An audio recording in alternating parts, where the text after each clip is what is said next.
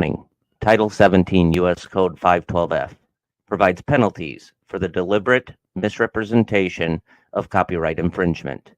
The owners and authors of this video, the common denominator, and the Paramystic Broadcast Channel are a nonprofit 501c3 exempt organization and believes in good faith that it constitutes educational fair use, as per Title 17 U.S.C. 107. Persons, agencies, attorneys, and or social media algorithms filing a false or frivolous Digital Millennium Copyright Act complaint may be subject to civil liability. Warning: the following content may contain elements that are not suitable for some audiences. Accordingly, viewer discretion is advised.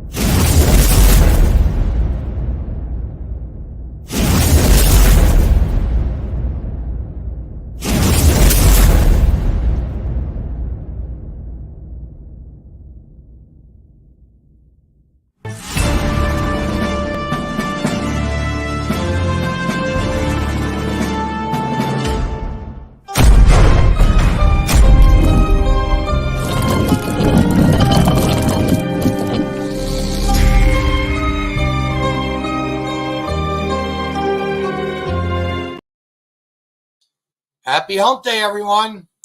Hey, Gerald, how are you doing, brother? Thank you for being here. And thank all of you that are going to be on here. I know that you will.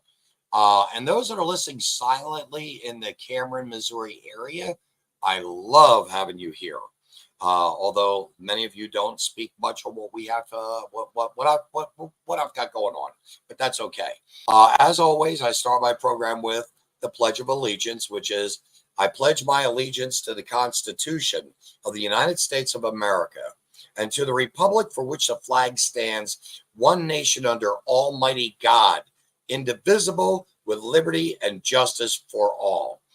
I was for a moment, folks, going to take the day off to celebrate Juneteenth. We have a lot of government agencies, banks, so on and so forth, that are celebrating this day. So please think about the other ethnic and cultural backgrounds, like we do with Columbus Day. We look at the Italians. When we look at St. Patty's Day, we look at the Irish, and so on and so forth. And this is for the African Americans here in America. And it should be a day that's recognized by everyone because we are all equal. Whether you like it or not, we are all equal. We just have different talents, which makes us different and not so equal. A person can probably dig. I remember a young man, he could dig a ditch. I remember my father saying to me, he said, Vince, if you're going to be a ditch digger, you be the best ditch digger you can be. I met a young man many years back, 34 years old. I was 54. This man could dig like nobody's business. And I mean, and he was proud of it. And that's the whole thing. Everyone has a position, a state of a station in life, and no one station is better than another. Although you don't want to take, say, a carpenter and ask him to be a surgeon, nor do you want to take a surgeon and ask him to do plumbing work. It just doesn't work out well in the long run for most situations. I always like to have, of course, my quotes, and I'm going to start with this one here. Mediocrity was a so-so philosopher. Think about that one. Mediocrity was a so-so philosopher. I believe I maybe even have written and said that wrong. But just the same, I think you get it. You can't be just so-so in life. You've got to be a little bit more than that. And I am, of course, making a joke on that. But as always, I try to offer a quote. And this is the quote for you. If you are too kind to the cruel, you're being too cruel to the kind. If you are too kind to the cruel, you're being too cruel to the kind. And what does that actually mean? If you just allow the cruel people to have their way, you're really not allowing the kind people to benefit on much of anything. So I did a little bit deeper dive into this, and I thought, who actually said this? Again, I wasn't sure. So I went and found this. I must be cruel only to be kind. Shakespeare wrote that in Hamlet. I can identify with that very, very well, folks. I'm abrasive. I'm brash. I'm bold. I have a big mouth. I unfiltered, shoot from the hip, just like the great President Donald J. Trump. And you know, sometimes you just have to have those cold, hard facts in your face, short, simple, and sweet. So you could say, wow, he's telling the truth. He's saying it like it is. I just wish he'd sugarcoat it more. Well, sorry, sugarcoating is not part of my station in life. And I have had some great programs, and I mean, seriously, folks, if you're paying attention to Cameron, Missouri at all, which we've got finally, well, I'm not going to go too far. We've got some people now that are actually media-wise that are actually doing great things. But what's really the greatest of them all are those people that are involved with their hearts, souls, and minds through hours of digging, reading, researching, discovering, and saying, hey, this is crazy what's going on here. Now, I am putting those words right now overall into other people's mouths. But I think most would say, yeah, it is kind of crazy. But my guest, I've had him on before several times, and I can't tell you enough or express to you enough how fortunate and blessed I am to have this man in my life. He is incredible. He has tenacity. He is very precise. He's a surgeon with school policies, in my opinion, and he does so well. So I want to bring up my guest, of course, which would be Heath Gilbert. Heath, how are you doing, sir? Good evening. Very well. Good to see you again. Oh, it's always great to see you here. Yesterday, you and I attended a school board meeting. Yes. And I have to tell you, Heath, you and Dan, we have another lady that was supposed to speak, Paula Allen. Dan Landy was there, but Paula couldn't make it. And you know, you guys are the crux, I feel, because obviously you can speak at those meetings. A taxpaying citizen can't, but that's Right. because that taxpaying citizen doesn't live in a district. We'll Correct. get on to that later. But Heath, would you like to tell us just overall how this meeting went? Sure. First off, the meeting was again on the books. They only allow us to talk about the book issue that's been going on since August of 22. They only allow us to discuss it every 3 months. So last night, we had another bite at the apple, and we had the opportunity to point out that our Board of Education, after all of this time, still has not drawn a line in the sand. They still have not stated what is acceptable, what is unacceptable, and not informed the public what they're going to do, or if they're going to do anything to keep the sexually explicit books out of the library and to keep more of those from coming in. So that was the topic for last night's meeting. Okay. So I think personally, and correct me if I'm wrong, I think yesterday's meeting brought to light so many different aspects that we've been battling and talking about literally for a year and a half. Yes. Strong. Yep. Almost 2 years. Hi from the Netherlands. Thank you for being here. Leanne, thank you for being here, dear. It's late out there too. I know that. 7 hours difference, which means it's about 12 o'clock midnight. I hope you have some milk and cookies. But no, seriously speaking, you, Dan, Paula, myself, Colleen, so many other people, Travis, we've all been working very much together like a tight-knit fabric. And we're of the same mindset, mind you, and we're all different people. I've always looked at yourself as being very well spoken. You're very respectful, and you're very poignant. I look at Dan and I see that there's a lot of emotion, and again, there's a lot of poignance. And of course, he was investigating like no tomorrow. Paula has a sociology and a psychology of children, and that knowledge to bring forth to the table. We've got Colleen Hardy, the Pastor Lonnie. Yeah. And she brings spirituality to the table. Right. And Travis, being the wonderful, brilliant admin that he was with the Cameron Community Forum, he brings a lot of comic memes to the table, yes, which we need those memes to get over the trials and tribulations. So what was I myself, I think this was the best meeting we've ever had yet. Personally, your take. You know, I think that we are finally seeing a crack develop in the school district, and not just in the district, but in the Board of Education. We have been saying things over the last year and a half. We have a transparency problem. We have folks that are lying to us, and we have been saying those things, and we've been ignored. Last night, we had 3 different school district employees that came out and essentially said the same thing. They're saying that there's a lack of transparency.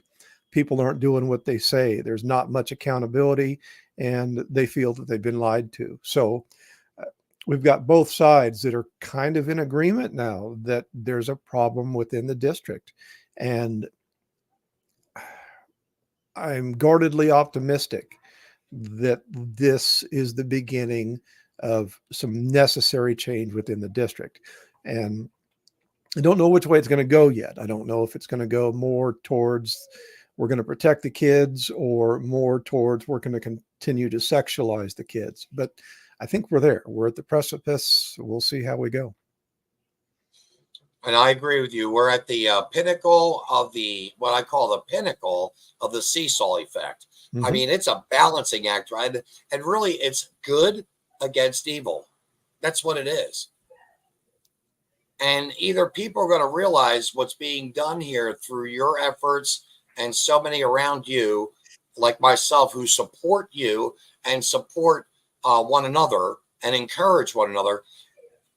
You know, I think it's going to be good over evil in the long run. And I think it's going to be beneficial. I do. Yeah. So would you like me to put up the first teacher? Oh, yes, please. Which one are we going to do first? We're going to do Edna Beasley. Oh, so I'm going to get this right here. I'm going to add this to the stage. It's in black for the moment, folks. It's darkened out. I've got to go to another to start it. It's only about 4.5 minutes long. And during this, you know to ask me to please stop, okay? Will do. Yep, will do. Because I don't see you or anything. I'm actually going to be watching, controlling this. So Here we go, folks. I'm Beasley. I am a resident of the district and lead teacher. I'm going to address policy IIAC-R1, specifically how the restriction by greater age section can be easily misinterpreted and how the procedure for review section at the end of the policy should be amended to include an appeals process. At the December 2023 board meeting, the school board discussed. So the policy that she's mentioning there is the policy that the school district utilizes to reconsider a book.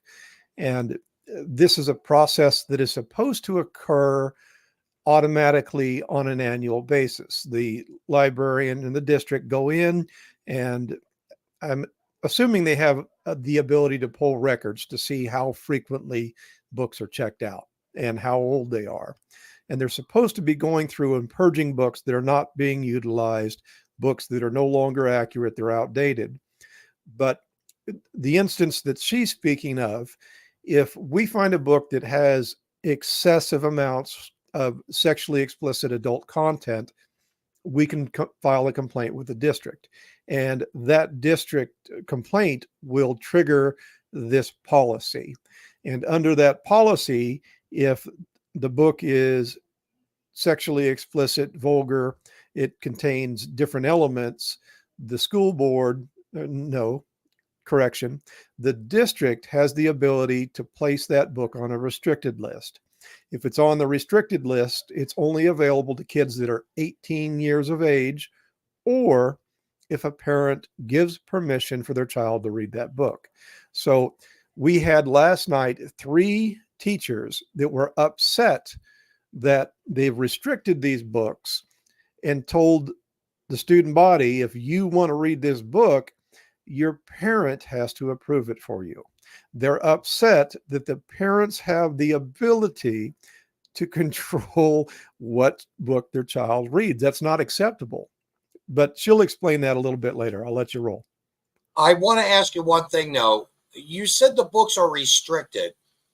You're not talking, the term that America across the board likes to use is banning the books. You're not talking about banning the books, are you? No, we're talking restricted as in a 16-year-old boy is restricted from buying cigarettes and alcohol. The cigarettes and alcohol are still available to somebody who is of age. It's just not age appropriate at 16 to be buying Marlboro. Very, very good. I like that analogy. Here we go. We're going to continue on, Heath. Mm-hmm. And voted on revising the policy pertaining to selection and reconsideration of materials. I was present at this board meeting and was optimistic at the changes that were being made. However, I do not think the policy is being used as the board intended. Sometimes it takes putting policy into place to realize that the policy in practice does not truly serve the purposes of the district. And this is not a failing on the school board's part. What will be a failing is not Okay, taking stop. a good hard look. She just said that sorry, let me get my gum out of my mouth. The issues that she has with the policy is not a fault of the school board. Of course, it's the fault of the school board. The school board is the only one that can create, modify, change school policy. Nobody else has the ability. Of course, it's the school district's fault. The school district is the one that put the district in this position by not doing anything, but not creating any policy, for not defining what is sexually explicit and what is acceptable within the district. They've done nothing. So of course it's the district's fault, or excuse me, the board's fault. It's nobody's fault but the board. And why she's giving them an excuse here, I don't understand. Well, I think she's giving them an excuse, trying to, so that they can try to have, if nothing else, maybe just half a leg to stand on. Because you know as well as I do, they don't have legs to stand on this. Right. They Yeah. don't. And, you know, turning the power back over to the parent and allowing their child and saying, you know what, I'm okay with my boy or my daughter reading this type of material. That's because they don't want the parents to have that control whatsoever. Correct. And they just want to throw this into their syllabus for the semester, what quarter or what have you. And they just want to just let these kids read this stuff rampant. Yep. So, yeah. So here we go. Look at how the policy is being misused and making changes accordingly. My first concern is that we even have this policy at all. If parents can restrict with their individual. This is a big part of what I disagree with her on.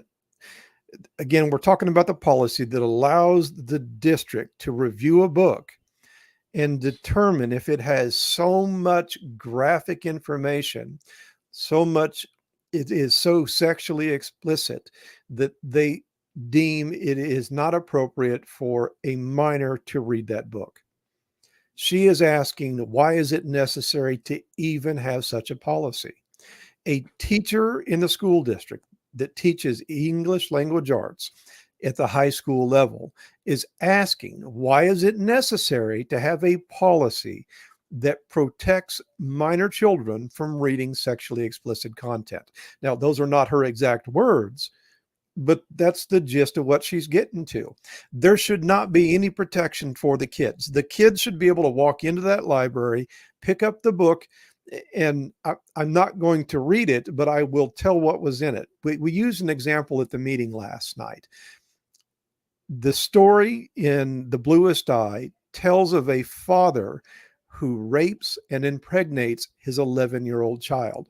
And it is told from his perspective of joy at the experience. And that book has been voted to be restricted by the Cameron School District. It's still in our libraries, but it's restricted. And how that would be appropriate for a 14-year-old child to pick that up and read it, I cannot even guess at the justification for that. It's inexcusable. Yes. That is why we have that policy. That's why we need that policy. And she had just asked, why do we need that policy? It doesn't make any sense. No, it doesn't. And you mentioned that she's the English arts. Yes. What else, teacher? English arts teacher? ELA, English language arts. Okay. The other thing that that really confuses me about this particular woman is that her inability to understand right from wrong and to protect children. And why do I say that? She is a minister's daughter. Right.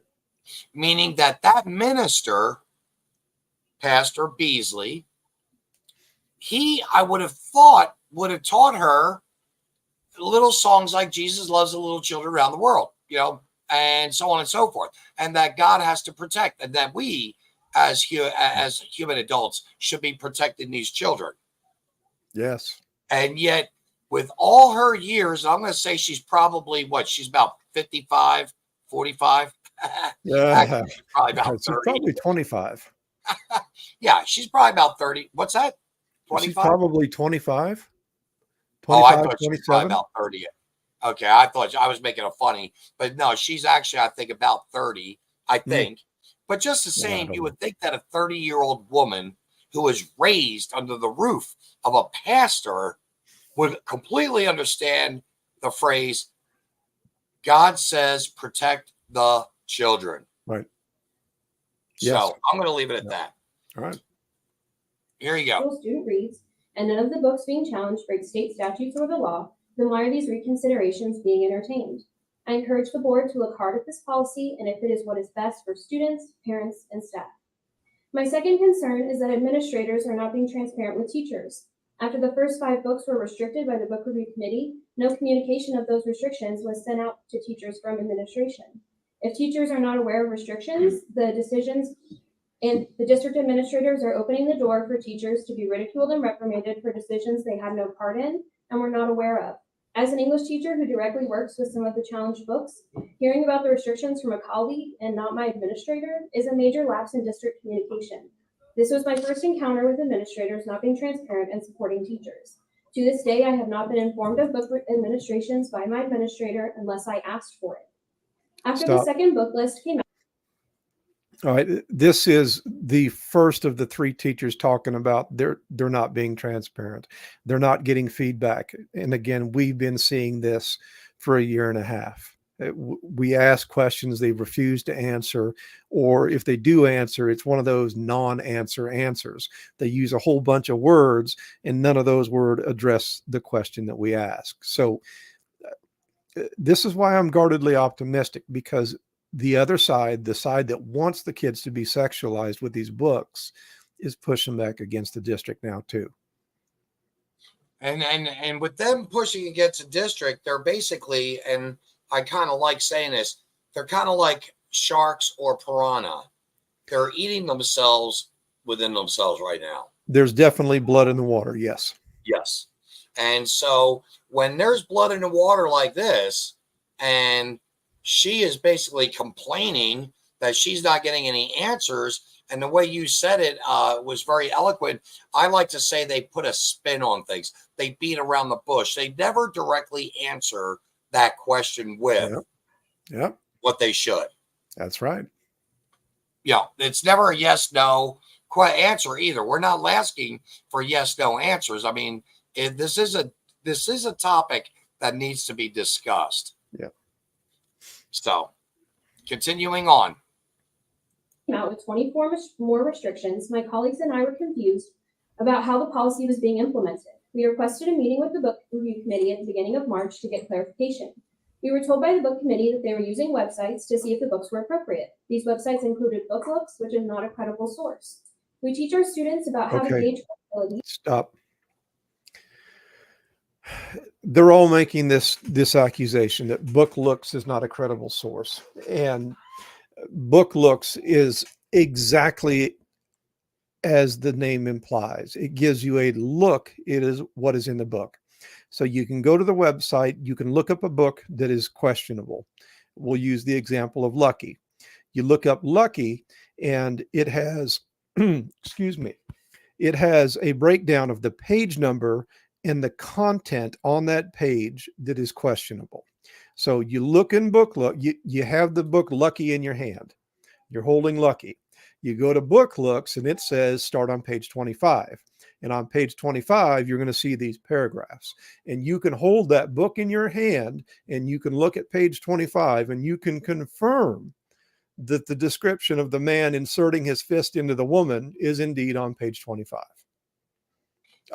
I don't know how that's not credible. It doesn't make any claims. It shows you the exact words that are in the book. And if the words are not in the book, then it's not credible.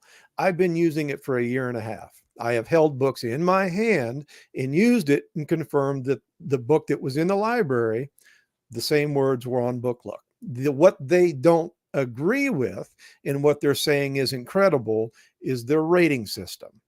BookLooks rates books from a 0 to a 5, 0 being something that you would let anybody read, and 5 being just about as strong of an adult content as you can get. 3, 4, and 5 they show as being restricted to minors. And it is the books rated 3, 4, and 5 that I concentrate on when I'm looking for the books in the high school, because there's minors in the high school. I confirm the language in the book. I confirm the book is in the library. How is that not credible? This is smoke and mirrors. You mentioned a rating system of 0 to 5, 3, 4, 5 being basically inappropriate for children under 18, correct? Not for minors. Yes, correct. Okay. Now, if they have that kind of, and please, a little latitude, we have all discussed, all of us at times together in our little group, if movies can have a PG parental guidance rating, XXX for nudity and explicit sex, so on and so forth, mature audience MA, mature audience only. If there can be that kind of, say, rating system for movies, then why is it that they can't accept the simple 0 to 5 rating system? Well, in one regard, I kind of agree with them, because Book Looks is not a universally accepted service. It's not extensive, so not every book is in it. We're streaming. You want upstairs? Okay. Can you take me off the camera for just a moment, Vincent, please? Yes, sir. Yes, Sorry. Sir. That's okay. Folks, we were just now discussing the rating system, and not only is there booklooks.org, there was gofollett.com, and both of these websites were actually offered to Heath and I February the 21st through an interview I did with Dr. Rick Scarborough. And if anyone's not familiar with Dr. Rick Scarborough, you must be familiar, I'm sure, with people like Billy Graham, Jimmy Swaggart, so on and so forth. And with that being said, they basically have a rating system, and that's what they go by. These the Christian-based faith, they go by these two different websites. I was explaining about the Go Follett as well as the Book Looks. Right. So I should go back to continue this. Yep. Okay. Hope all is well. Oh yeah. So why is Book Looks being used as a resource? We were also told that the books were not being read in their entirety. I empathize with the book committee. I was on the first attempt at a book committee, and it is time-consuming and emotionally taxing to try to make decisions that are going to make everyone happy. However, policy IIAC-R1 under the restrictions by greater age section number 1 says that the material must be taken as a whole. If the books are not being read in their entirety, then this policy is not being enforced correctly, and all decisions based on sections and not the entire book should be thrown out. Okay, At our meeting with the book committee, Hannah. As we were leaving the meeting, we had somebody that walked up to us last night and asked if I brought you a tray of brownies and I told you that there was a scoop of poo that was mixed into the brownie mix, just a little bit of poo, would you eat any of those brownies or would you throw them all out? Well, of course you would throw the whole thing out. If there is a depiction in words that is so graphic that it paints an image in your mind of a child being molested by her father, it doesn't matter what the rest of the book is like, because that one little bit is enough for me to know I don't want my child to read it. I don't have to take the whole book into context. And if there is just that one little passage, just like in a movie, one little scene that shows enough nudity, and it's automatically rated R. It can be 3 seconds worth of it, and it's a 2-hour movie. 3 seconds of bare breasts is enough to earn it a rated R rating. That's it. It doesn't have to be the whole book. Why they insist that you have to take the whole thing into context is beyond me. It's not reasonable. No, it's not. And you said it very well when you were talking about the individual that mentioned the brownies. you know, you've got a little bit of cat poo in the middle. So you're going to eat around the whole brownie? No, you're not. You're going to throw the whole brownie out. You're not going to mess with it at all. Right. And I thought that was actually a very good description or analogy for this kind of, well, what she's saying here. You know, she's saying that these books have so much content that's great, but yeah, we can let that little bit go. You can't. No, you can't. No. So, okay, continuing on, folks. Stay with us. Tanya O'Boyle, Jennifer Reed-Stickett, and myself voiced our concerns with how these restriction decisions were being made. And we asked Dr. Robinson if we could submit a list of books to the school board whose restrictions we would like to be reconsidered. We were especially concerned about Missouri Gateway nominee books, national award-winning books, and books on the AP list that had been restricted. Dr. Robinson told us to email him our list, and he would take the list to the school board. We emailed him our list of 10 books the same day as that meeting on March 6th. My second encounter with administrators not being transparent and supporting teachers then followed. With the board election in April, my colleague... She's calling them out for not being transparent. More blood in the water. You're talking about the school board not being transparent on this she's issue. talking about the administrators. She's not. They haven't gone after the board yet. Right now, it's just the district, the superintendent, and the principal. But she's dropping more blood in the water here. Yes. Okay, I got you. I keep forgetting. I keep confusing. I'm sorry.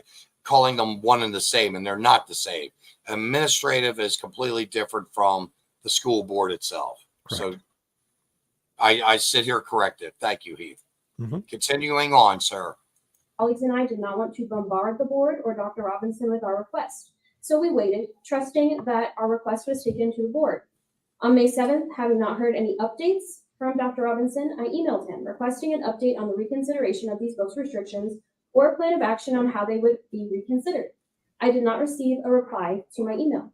Again, I was optimistic that progress had been made, as Dr. Robinson had told us in our meeting that he would take our list to the school board. 2 weeks later, on May 21st, I sent a follow-up email requesting a meeting with Dr. Robinson for an update on the 10 books we submitted for reconsideration of restrictions. Dr. Robinson responded that the book committee had made their decision, they would not be reviewing the books again, and that we were welcome to address the board. He did not address my request for a meeting. I was confused because at our meeting in March, Dr. Robinson had told us that he would take our list of books to the school board. If he had changed his mind, a courtesy email informing us of this would have been appropriate. I had been optimistic and understanding up to this point, but plain and simple, my colleagues and I were lied to at our March meeting. This does not make me feel valued as an employee. It is clear from this interaction that my education and training are not respected. Stop. In conclusion, It is clear to her that her training and education are not respected. I agree with her, because her training and education has taught her that this type of content in the hands of kids is acceptable. She is mad that when she says it is okay for these kids to be exposed to this content, that the district isn't stepping in line and letting her do what it is that she thinks that she needs to do. How dare the parents have a problem with the content that she has been trained to select and has provided to our kids? How dare we? She is trained. She is the expert. She's the professional. I agree with her statement. Yeah, we're not supposed to question the teacher at all in this case. She's got it backwards, Vincent. She's not supposed to question the parent. If the parent says, I do not want my child reading this garbage, it's the end of the discussion. There's no letter to the board. There's no letter to the superintendent saying, I want to challenge that decision. You don't take that power away from the parents. Those rights are inherent in the parents, not the board, not the school district, not the ELA teacher has that right. And the parent has the right to know that their child is being exposed to that sexually explicit content. And the only way that the parent is going to know, because there's 33,000 books in our school district, is if they have classified them in some manner or placed a restriction on the books that are over the top. That's the only way that we're going to know. Now, correct me if I'm wrong, but don't you think the parents really should have that say? Because not only are they the parents of the children, but they're the ones through their tax dollars that are paying these teachers to hopefully teach their children skills and talents that they could use in the future of their life. Right. So again, I always say that I know your answer already. I don't see how sexual explicit books like this can possibly be guiding a child in the future of their life, unless the teacher is saying, hey, when you get to be 15 years old, I'm going to become your pimp mama, in this case, pimp mama, and I'm going to put you out on the streets. I don't think that that's where I want my child to be. Right. And I'm right. Yeah, I don't think any parent does. What is the curriculum objective of a book that tells a story of of a man impregnating his 11-year-old daughter? Another one that we have is a man that is trying to justify his sexual attraction to little girls. He is trying to clean it up and make it sound and appear reasonable and acceptable that he has an attraction to little girls. What is the curriculum objective of putting that book in the hands of kids and letting them read that content? It's not anything good. No. Nothing good can come out of, and I'm going to say it like this. Nothing good can come out of these books in the hands of children.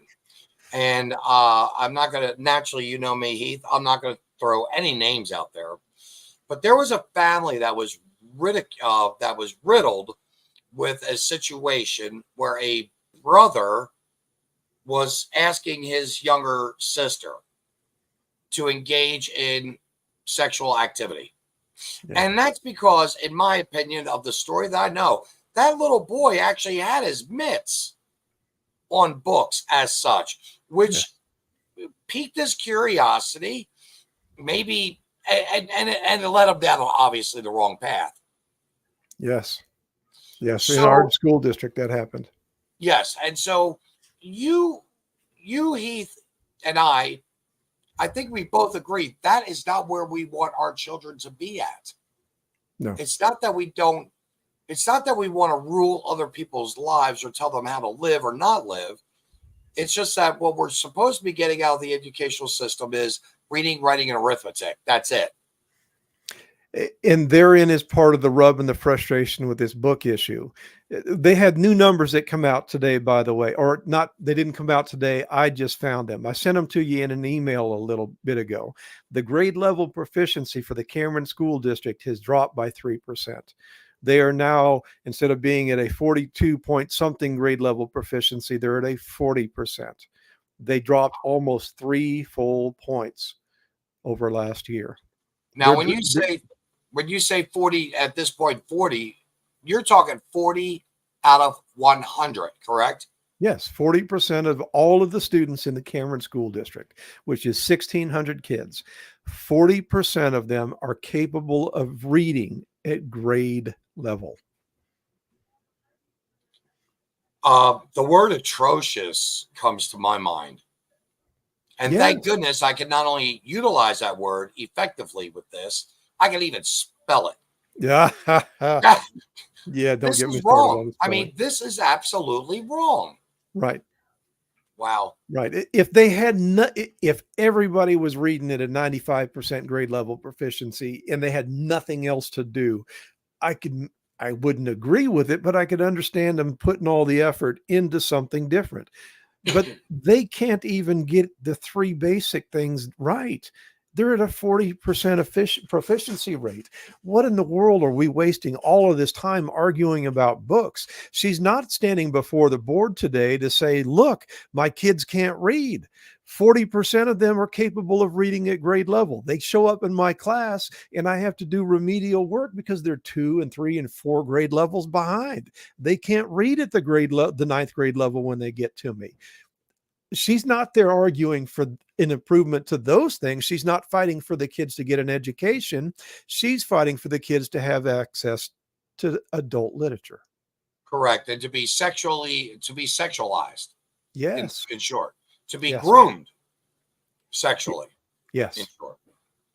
Well, we don't have much. Thank goodness this little lady's, this gal, I was going to say little lady. She's going to be done in a moment. So here we go. Urge the school board to reflect on if policy IIAC-R1 is needed. If so, per the policy, the books being reviewed need to be taken as a whole, which has not been done by the book review committee. Since policy hasn't been followed, I call into question whether these book restrictions can be implemented. I would also like to request an appeals process be put into place so those with credible concerns about the restrictions can request that restrictions be reconsidered. Thank you for your time. You know, I agree with her in that one statement. Ever seen a military monocular lens that'll knock? There needs to be an ability. There needs to be an ability for a member of the public, a parent, to challenge the decision that these committees make. Once these committees have made the decision, that's it.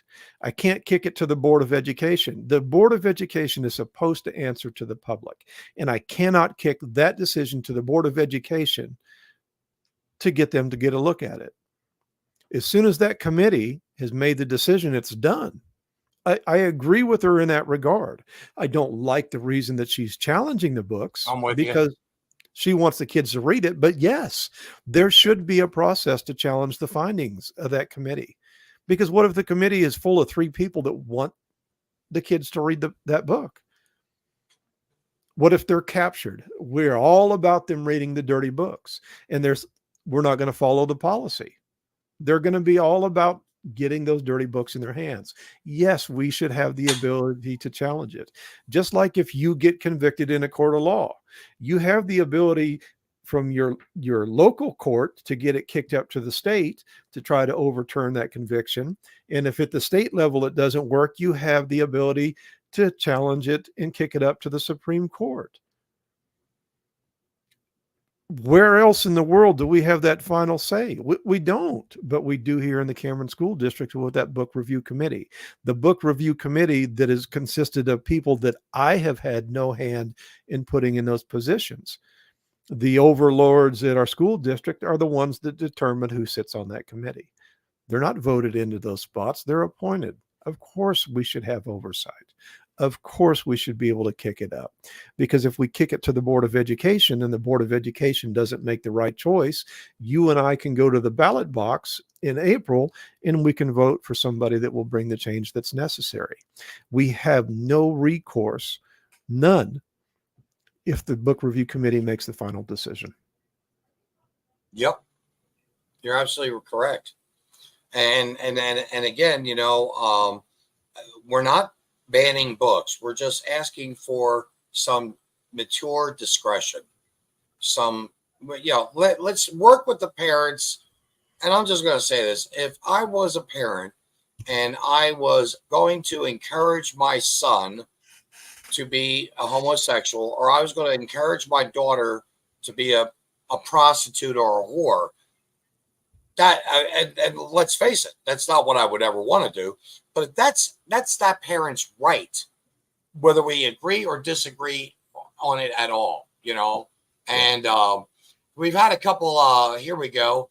A couple comments. The liberals usually lie because they don't agree with reality. Huh. Oh, I like this one. A skunk does admit his butthole stinks. He will admit that, you know. And it's sad. It really is. It's very sad. And last but not least, for Willie Mays. Here we've got, whoops, it came away. Wow. Rest in peace, Willie Mays. Great ball player. I guess he passed away today. So, you know, hopefully we're going to knock this out. You know what, Heath? I'm hoping you're going to knock this out of the ballpark. Willie Mays, this one's for you, brother. We're going to now go to the next segment or the next video. And this is Mrs. I want to say Renee Dick Cut. Jennifer. I'm not making this up. Not making this up, folks. Okay? I'm just being honest with you. Her name is Dick Cut. And there you go. Rinse Dickett. I'm a constituent of the school district. I do pay taxes, and I'm a teacher here. Using 28 restricted books, the data percentages clearly point to targeting groups of people. 71.43% of books are from female authors. 85.71% of the books contain women's issues. 53.57% of the books deal with ethnicity and race.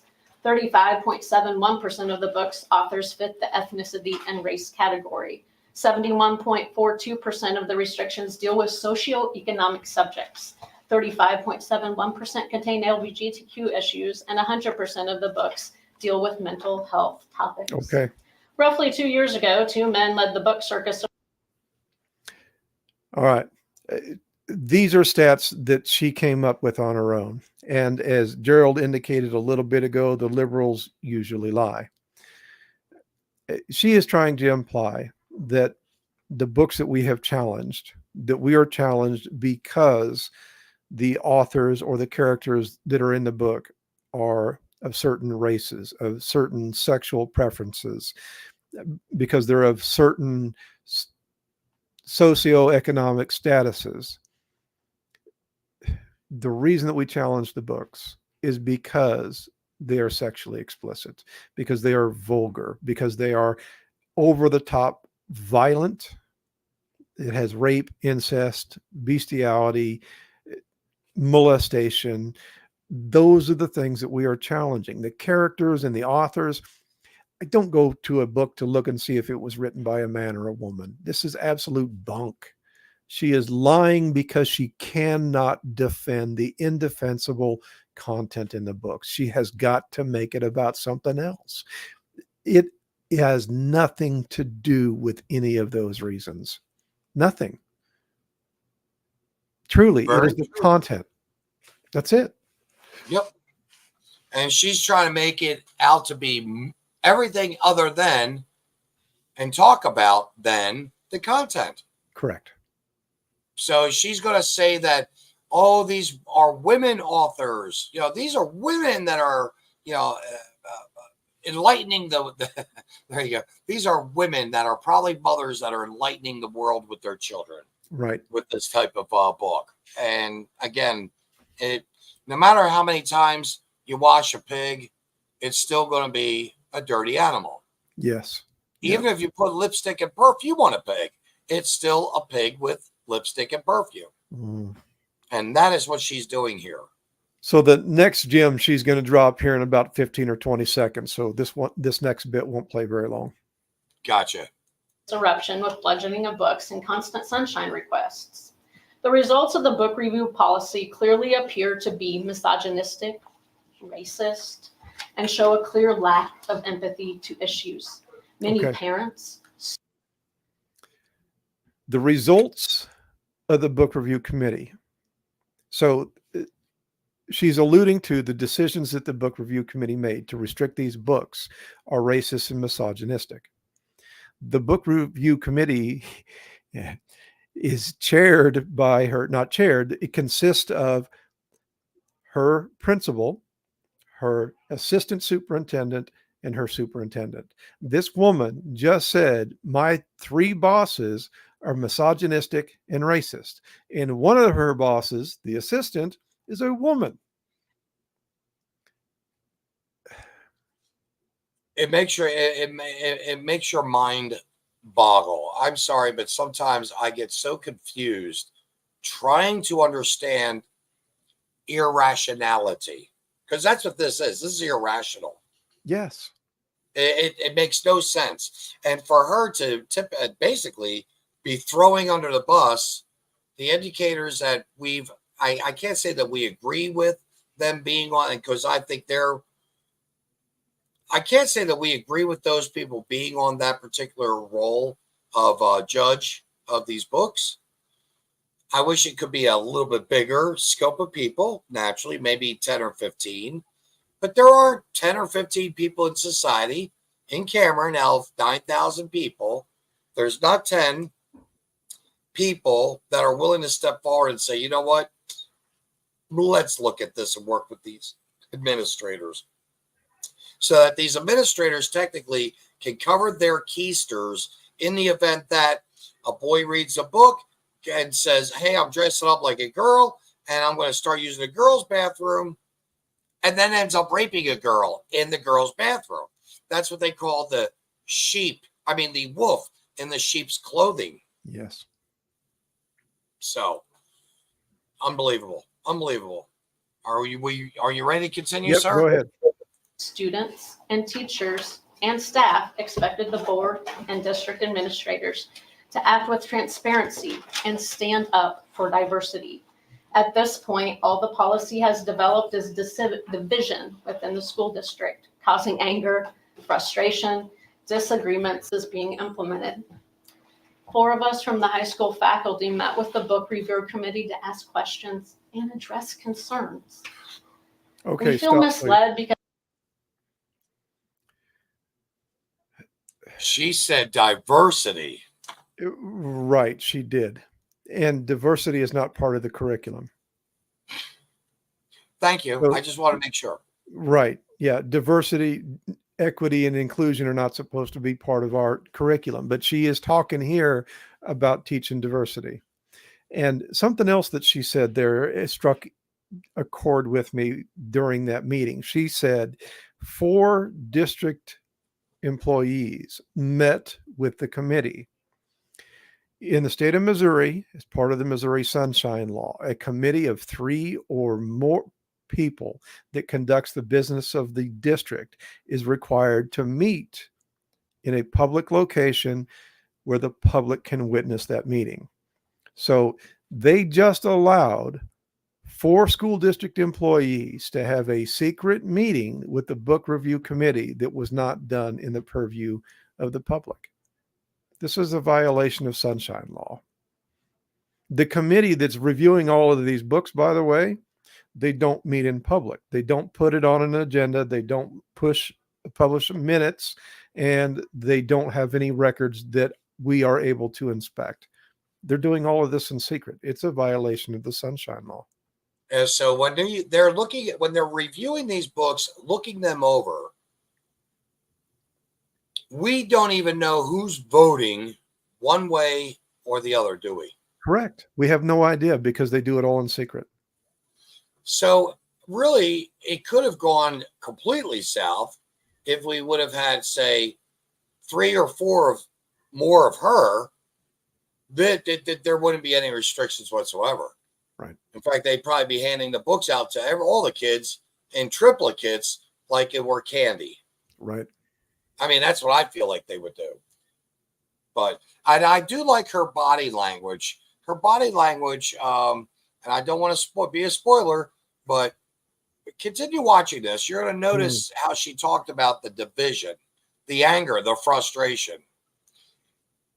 And that's all I'm going to say about that. Please pay attention to this lady. She's a good example of that hatred and discontent is about all I could say, in my opinion, mind you. because at the meeting we were told the book list for consideration would be sent to the board. To our knowledge, the list wasn't sent. It was a busy time. Then after multiple unreturned emails, we finally found out that the review committee would not be changing anything, and we could speak to the board. Teachers and staff no longer feel if something's challenged in the curriculum, the library, the classroom, that will be supported, promoting diversity, diverse viewpoints, and opposing viewpoints. There it is again. Most importantly, none of the challenged books break the law. Furthermore, Stop. nationally, Full it's state vetted. That's absolutely a lie.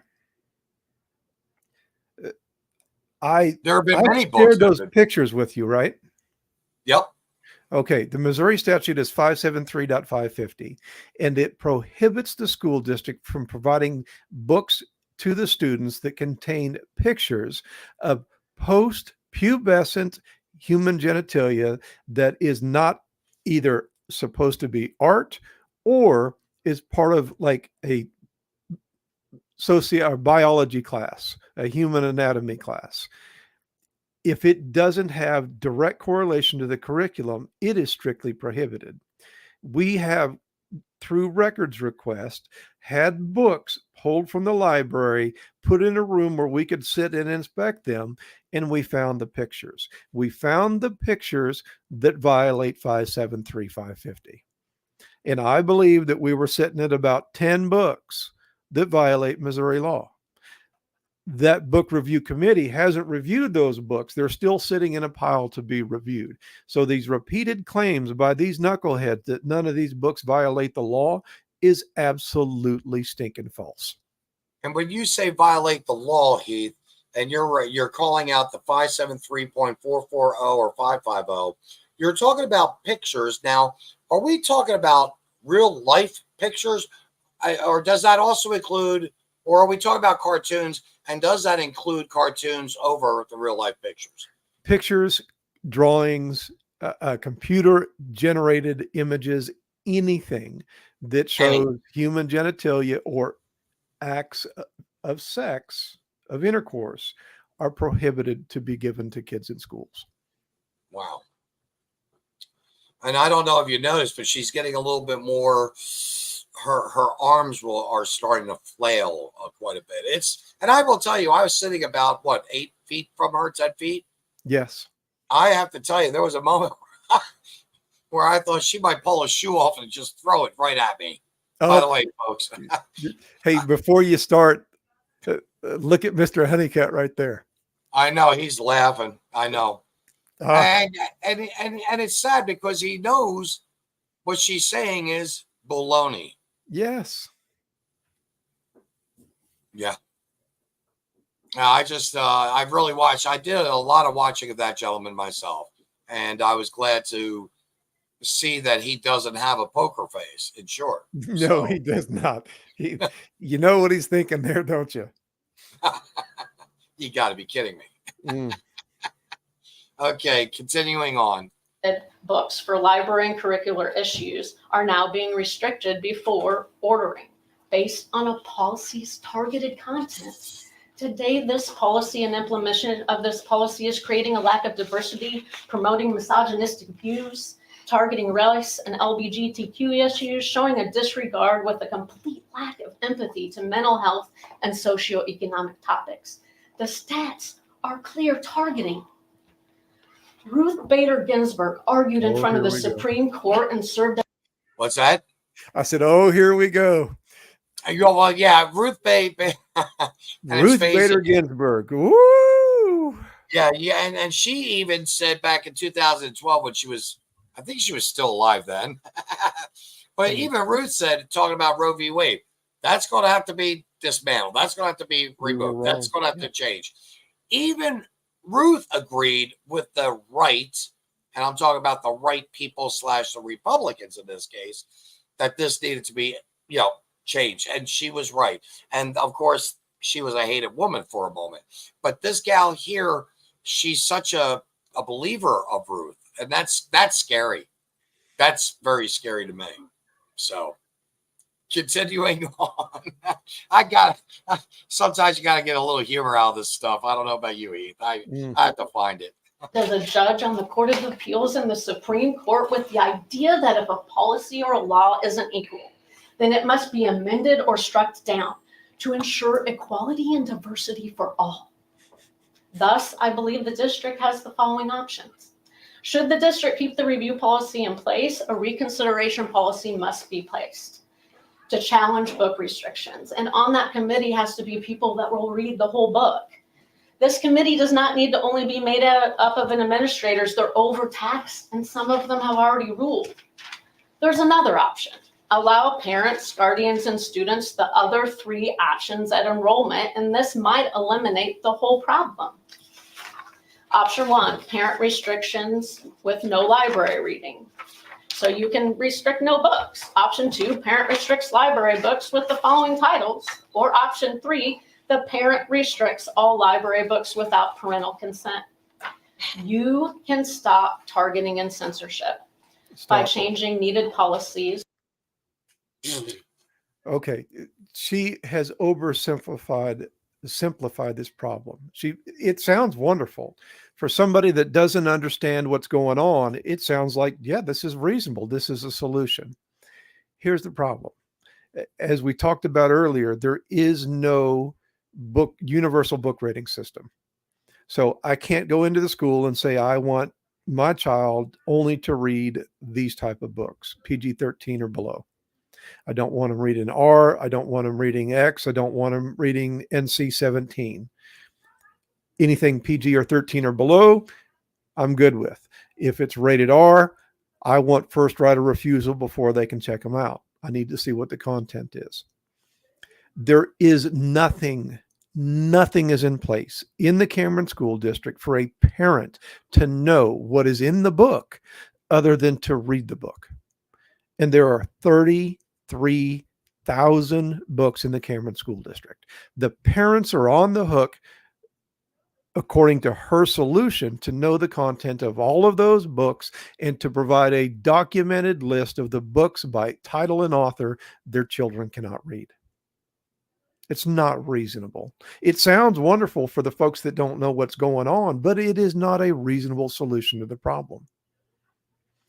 And because they've not done anything with the books, because they've not rated the books, there's more books that are being added every year. The problem is never going to end because they won't draw a line. Correct. They don't want to. They don't want to have. I want to use the word common sense, but it really does stem down to common sense, in my opinion. But they don't want to use that, and they don't want. That's the word I was. Discretion. They don't want to have any.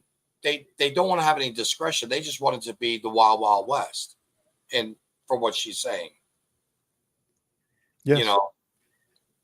And it's crazy. It's ludicrous. You can't have that. Am I right in saying, by the way, she should have been an actress of some sort? Oh, she's very animated, isn't she? Oh my goodness! If I did think that you said animated, I was thinking she was going for an Oscar or an enema. I mean, Emmy.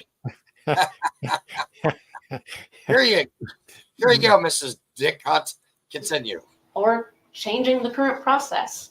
Show the constituents here in the state and in the nation and the world that the Cameron School District does not stand for misogynistic views, does not promote racism, does not disregard other issues. We implore you to consider drowning out the narcissism by bringing back empathy and diversity to all.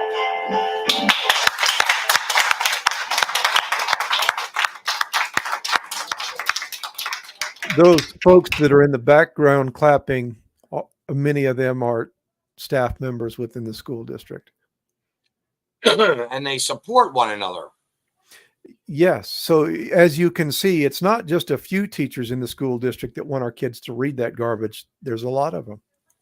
They just don't have the courage to step up to the microphone and say it. That's so sad. It's so sad. Let me go put this on pause, go to full screen, and come back. Oh, I can't do that just yet. Have to wait. Going to come back into the room with you here.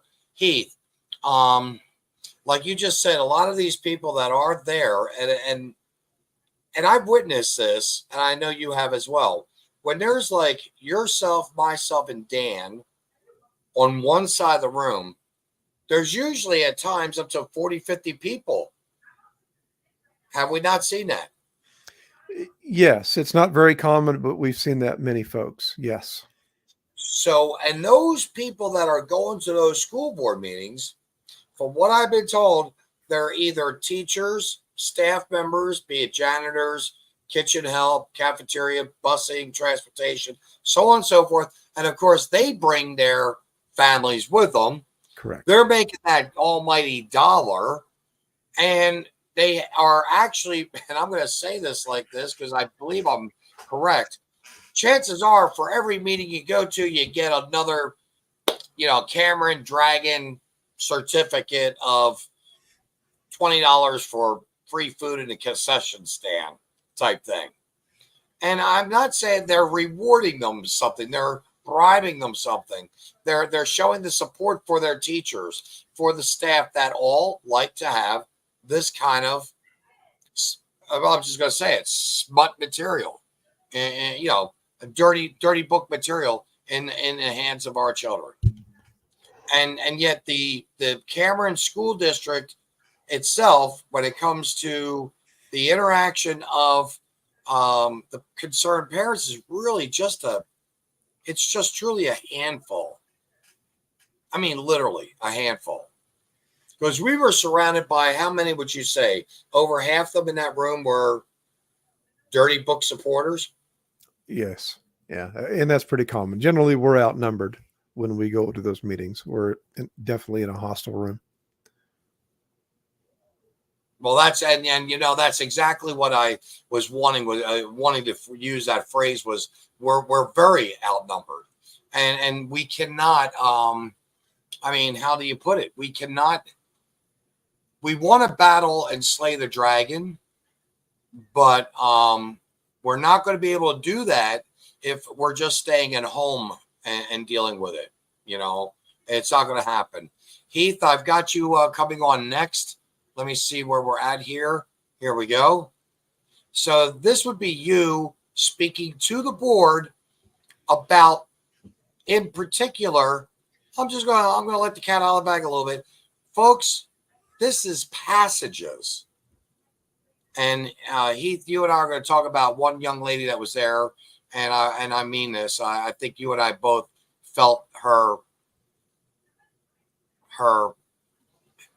disdain for what was being said, but here we go, folks. This is Heath. He's in here, and he's in it to win it. In short, to say, hey, this is what our kids are literally reading. So, recently, someone shared with me the Ed Council podcast where they discussed the dirty book issue. The same firm that represents the district. They discussed the school in Kansas City being sued for removing books with sexually explicit content. They go on to explain that Ed Council believes schools should take steps to remove some books. Considering this body has clearly decided to ignore the advice of legal counsel, I found myself wondering why. Why does Ed Council believe you should remove sexually explicit books? I did a little digging. I found the Supreme Court case of Bethel School District v. Frazier. Well, the case doesn't directly relate to our book issues. The reoccurring theme in Bethel v. Frazier and the many cases it cites is that schools have the responsibility and obligation to protect students. Therein lies the reason I believe Ed Council says you should do something about these books. In Bethel v. Frazier, the student was reprimanded for his speech because of sexual innuendo. The opinion of the court was that the district was obligated to protect the other students from exposure to vulgar and offensive language. What did he say? I quote, "Jeff is firm in his pants. Jeff is a man who will go to the very end, even the climax for each and every one of you," end quote. The court believes the district was right and even obligated to protect the other students from sexual innuendo. In Cameron, students are prohibited from wearing clothing with vulgar words on them. You do that because of the obligation to protect the other students from vulgar language. Why doesn't that obligation extend to the books you provide those same students? How does the content in the books this board ignores compare to the sexual innuendo in the Bethel v. Frazier case? This passage is from the book The Bluest Eye. It describes a father raping and impregnating his 11-year-old daughter. The tightness of her vagina was more than he could bear. His shoulder seemed to slip down to his guts and fly out into her, and the gigantic thrust he made into her then provoked the only sound she made, a hollow suck of air in the back of her throat. Removing himself from her was so painful to him, to cut it short, he snatched his genitals out of the dry harbor of her vagina. How about the diverse example from all boys? He reached his hand down and pulled out my dick. He quickly went to giving me head. I just sat back and enjoyed it, as I could tell he was too. This body refused to create policy that would prohibit books with this type of filth from being in our district. You refuse to create policy which would enable staff to quickly restrict or remove books with this kind of adult content. While you do nothing, more books are being added to our libraries. The same staff who knowingly solicited book donations from organizations that want teachers to sexualize kids by teaching alternate gender. No. What's that?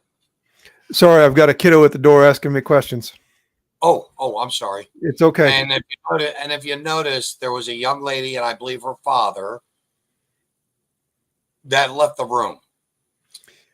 I do not believe in my heart of hearts that you were reading this to offend that young lady. I know you weren't. No. And I just about said something to her yesterday. And Heath, I want to commend you for this. You apologized sincerely to that young lady. And you said, even went as far as saying, I should have said, I will be saying things that some people may not want to hear. And, I really appreciate you doing that, Heath. But just watching that action right there tells me that father or uncle was protecting his daughter. And that girl obviously was quite disturbed. And that's one of those students that are walking around the hallway of the school, listening to these teachers saying, read this in our classroom. Right. And read it loud. Right. Yeah. We're going to continue. Ideology and sexuality to kids as young as 3 is going to continue picking books. I understand there's a group of district staff who are here tonight to discuss their concern about the district empowering parents to decide what content their kids read. They're upset they cannot challenge the decision to restrict books containing adult content that parents get to decide. It appears they want to expose this filth to kids and deny parents the right to decide. They want kids to read the passages I shared tonight. Anyone who would put this type of content in the hands of kids has no business working in a public school around.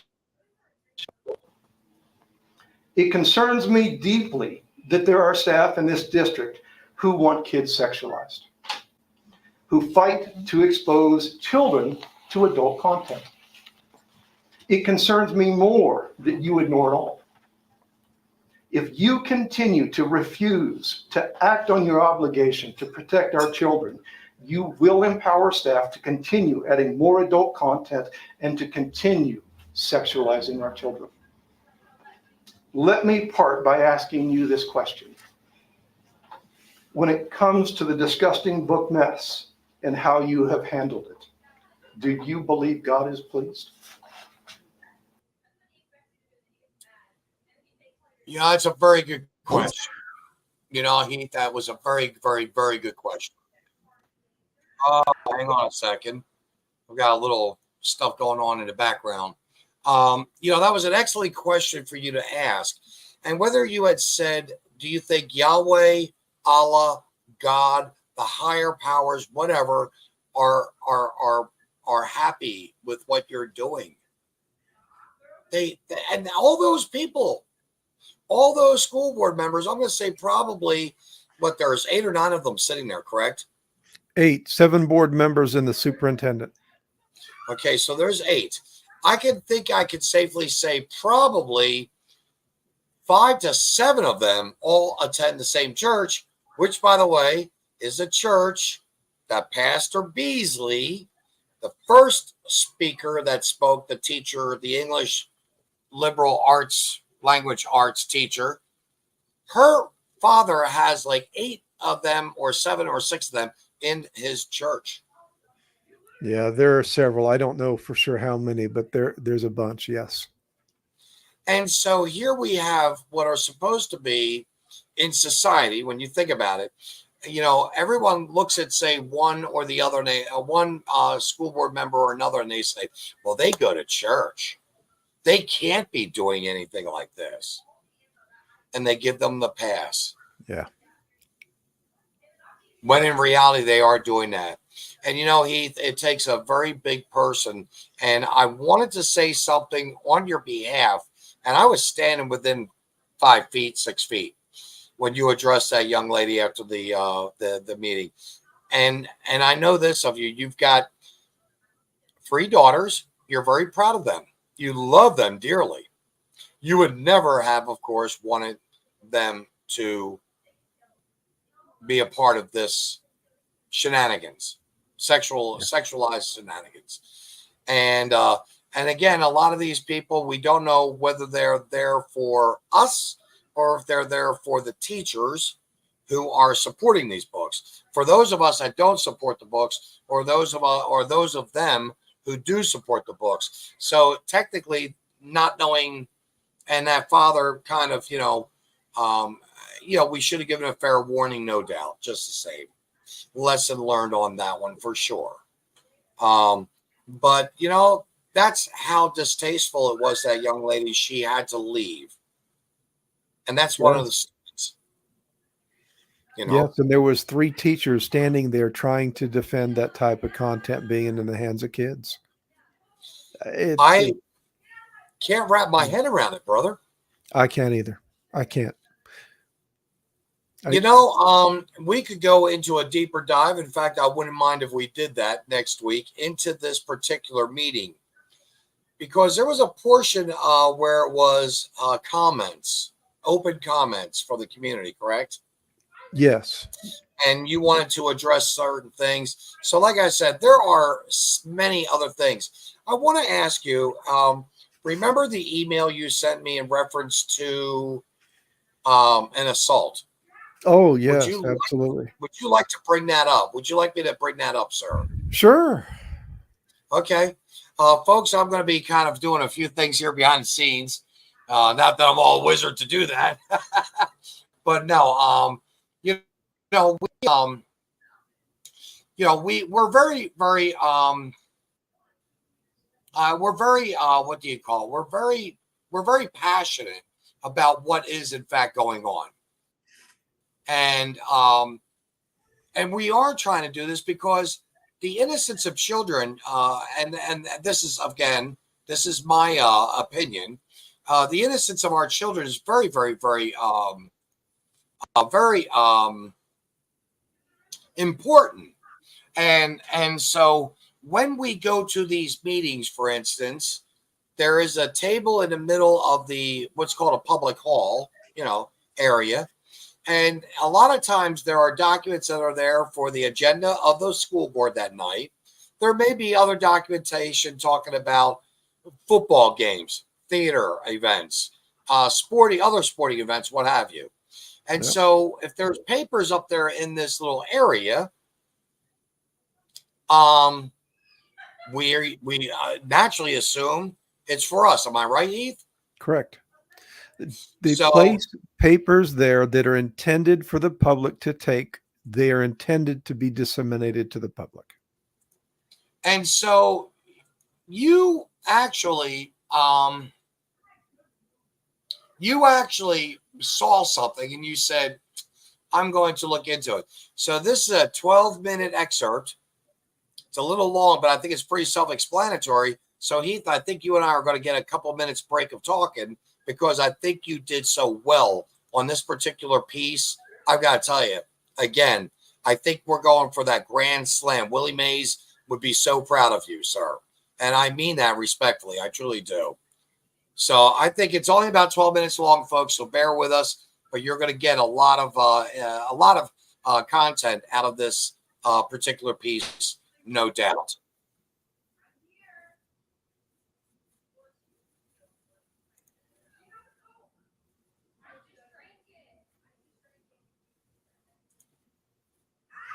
What the heck is happening here? Can't help you. I'm trying to work on this. I got to go back. Apparently, I did something wrong here, folks. Sorry about that. Forgive me. Let me get back into the studio. Here we go. Add this to the stage. Go back up. There we go. Now we're about ready to do this. By Walker, Palmer, and Ward. By now, I am hoping that you have seen the video that I obtained from my Sunshine Law request. I have sent the board a document which includes a list of timestamps for that video that I will be referring to in my address tonight. I'd ask, after hearing what I have to say, you watch the video again and refer to that list. At 30 seconds into the video, you can see Walker place the stack of policies there on the corner of the desk. This is the very spot where she often places the agendas for board meetings for dissemination to the public. At 1:55, I walk into the building and spot what I believe to be the agenda for the meeting. I go to get one and discover what is really sitting there, the policies you're approving tonight. I thought those policies were placed there in the interest of transparency. I should have known better. Around 2 minutes and 46 seconds, Palmer steps into that room to get Walker and instigate the whole thing. You see him step back out into the hall and point in my direction. A few seconds later, Walker steps into the hall. She shouts, "Put that down," from behind me. I heard her, but didn't realize she was speaking to me. Around 2:55, Walker puts her hands on me twice. Once as she rips the documents from my hand, and again after she has taken them from me.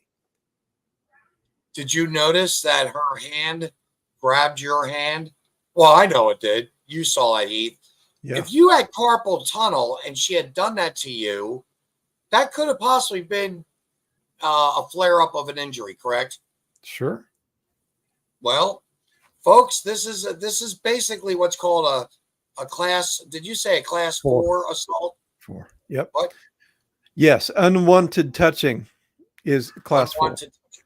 Okay. I begin to loudly repeat, "You just put your hands on me." In the video, you can see Mr. Lanigan step into the hall and see what is going on. He sees both SROs and goes back into the room. Walker begins to deny she touched me and then switches to excusing her actions. She insists it wasn't mine. I had no right to read them, that they are for board members. Palmer says he saw the whole thing and she never touched me. He too switches to excusing Walker's behavior by saying she told you to put them down.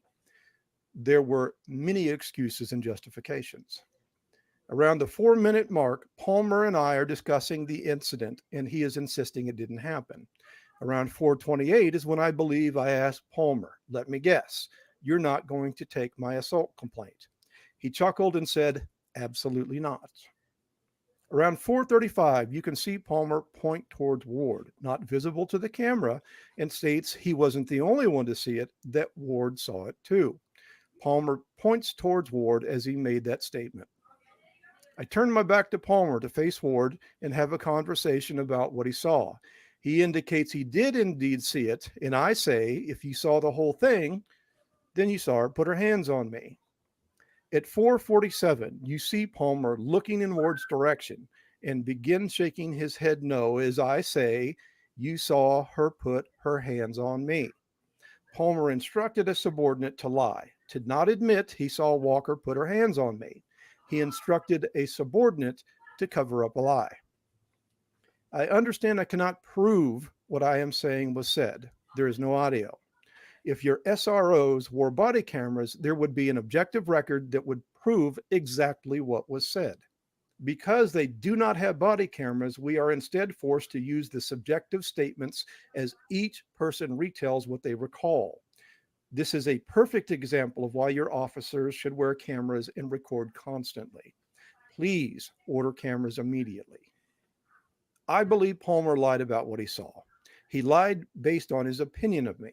Twice now, Palmer has followed me into bathrooms on school property. In one instance, he stood behind me and watched as I used the bathroom. In both instances, he walked out without using them. This was intimidation. Intimidation for daring to report his lies and prior incidents of intimidation. Intimidation for daring to report his unprofessional acts to post. He lied about the assault in retaliation for the complaints I have made against him. Not only did he lie, but he also instructed Ward to follow his lead and deny that Walker touched me.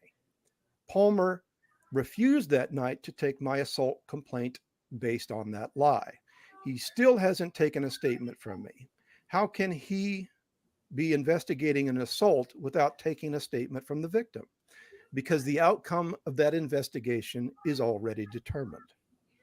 It is clear in the video that Walker touched me. For Palmer, I see that only one of two things is possible. Either he saw what happened and is lying about it, or he didn't see it and is lying when he claims he saw the whole thing. His refusal to take my complaint is based on one of those two lies. I'd like to think that any school staff member lying about their actions shouldn't be tolerated. Palmer and Ward are in a unique position where a lie can severely and negatively affect people. A lie or even an omission of a fact in a police report can have dire consequences for those who are accused of a crime. This isn't the first time I've reported Palmer lying to you. Palmer has now created a situation where you should always question the validity of what he tells you. If he is willing to lie about something which is so easily disproved, why wouldn't he be willing to lie in a police report? Has he already lied in those reports? Of course he has. He lied by omission when he intentionally left the book, How Beautiful the Ordinary, out of his report back in March of 2023. Mr. Robinson is an intelligent man, but he has zero experience running a police department or as a chief of police. It is a conflict of interest for him to be able to direct an officer and decide if and when a police report will be generated that could negatively impact the district. Isn't the district supposed to avoid even the appearance of a conflict of interest? In 2 instances, I have reported what I believe to be crimes to Palmer and Chief of Police Robinson, where no report was generated. In both instances, it is possible that Mr. Robinson could have been implicated in wrongdoing had those investigations been conducted. Even if Palmer were willing to investigate Robinson, the reality is that Palmer could be conflicted with doing a thorough investigation for fear of retaliation and losing his job by investigating his boss. You do not have a single policy specifically for your police department. Even your new policies with Ed Council do not address this need. You do not have an officer complaint form or policy which outlines how complaints will be investigated against your police department. No policy outlining what a conflict of interest looks like within the department and how and when outside agencies will be used to investigate any conflicts of interest. No policy for the use of force or escalation of force. I asked Mr. Robinson to ask an outside agency to investigate the assault against me because both officers lied about it. He refused. Every other police and sheriff's department in the state of Missouri has these policies in place, and their officers are routinely trained on them. Why doesn't the Cameron School District? I had a conversation with Mr. Robinson in 2022 where he acknowledged he had no policies for his police department. If he were qualified to run a police force, he would know which policies needed to be in place. If any of you were qualified, we would have those policies. Last month, when I met with Mr. Robinson, I asked him what qualifications he has to head a police department. None. No qualifications. Yet the paperwork to establish your own police department lists him as being in charge. Why is he tasked with leading a police department with zero qualifications to do so? Mr. Robinson should be spending his time raising the grade level proficiency of our students in reading, math, and science. He has no business running a police department and policing students and district staff. If he went and applied for a position as a chief of police in any city, he wouldn't even get an interview. Please rescind this awful, corrupt experiment and do away with this massive liability. Concentrate on education and leave the policing to the police. Let the folks who are trained in policing do their job and leave the district free to concentrate on education. I'd like to get back to Ms. Walker. I believe that the event on the 21st occurred because my retaliation complaints have been ignored by this body. She got away with her behaviors long enough that she was emboldened and knew she could get away with yet another lie. Ms. Walker refused to accept my verbal sunshine law request for the video of that assault in front of a room full of witnesses. She has known since August of 22 that I can make those verbal requests. She knows she is obligated and required by law to accept my verbal requests. She refused to do so because she doesn't like me. I do not believe that I could provide a clearer example of retaliation and a policy AC violation. She has denied many of my verbal requests. This wasn't an isolated incident. Her behavior that night was unwanted, unprofessional, unnecessary, and criminal. She lied to cover her assault against me. Both of your police officers lied, denying that she touched me while insisting they both saw the whole thing. The video proves that both of these things cannot be true. They all lied. Considering the history between Miss Walker and myself, there is no question that she should have known that her touch was unwanted and that I would find it offensive. That meets the standard for fourth-degree assault under Missouri law. She did indeed put her hands on me, and then she lied about it. I understand you do not like me and how I tried to bring transparency and accountability to the district. I believe that dislike has brought us to where we are now. Staff members feel empowered to assault members of the community. I'd ask that you set aside your dislike of me for a moment and answer these questions truthfully. If things had occurred differently that night, and I had been the one to place my hands on Walker as I ripped a stack of policies out of her hand, would Palmer and Ward have just stood there and ignored the crime? Would they have denied to Walker that I had ever touched her and then refused to take her assault complaint? What are the odds that I would have been in handcuffs that night and gone to jail? Of course, I would have gone to jail. Once you had been made aware that I had placed my hands on a district employee, would you have directed Mr. Robinson to ban me from school property? During my meeting with Mr. Robinson, I asked him the same questions. He admitted that I would most likely have been banned from school property and that Palmer wouldn't have ignored the whole thing. Are you willing to be honest and admit it too?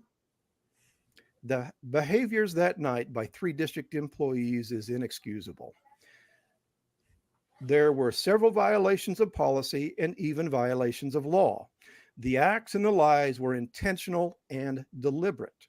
You would not tolerate such behavior from me. Are you going to tolerate it from them?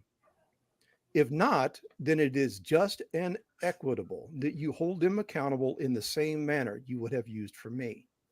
Thank you.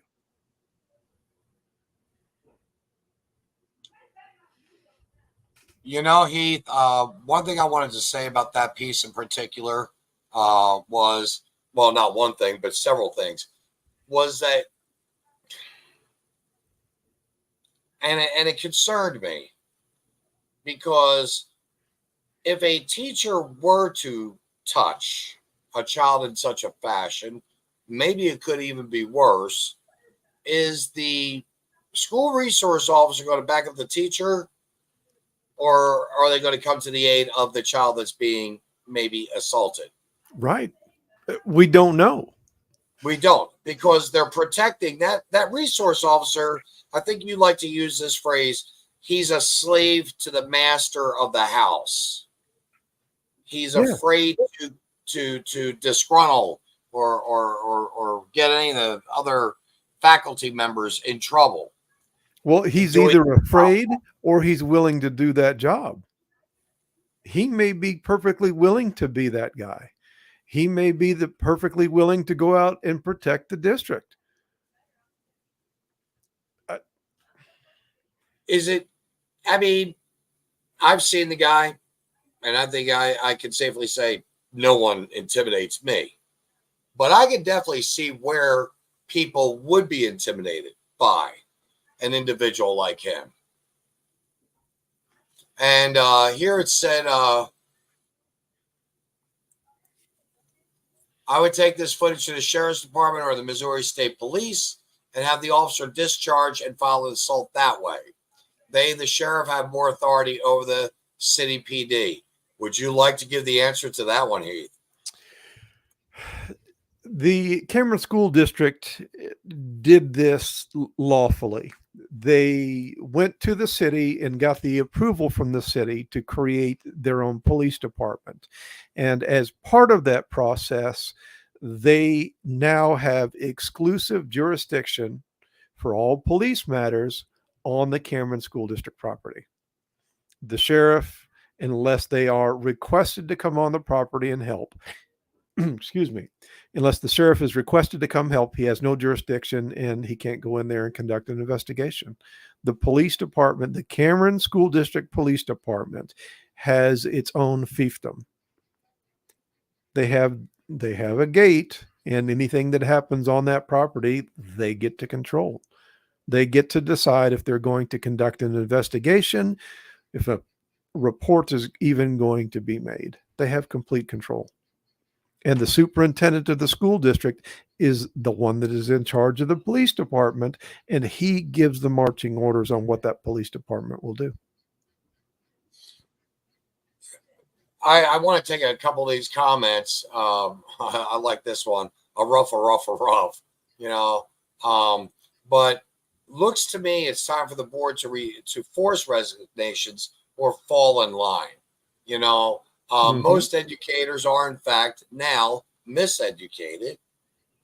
Was a very good comment that I saw. And here I would be pulling my kids out of that school then. It's not like Rome and have their own Swiss guard.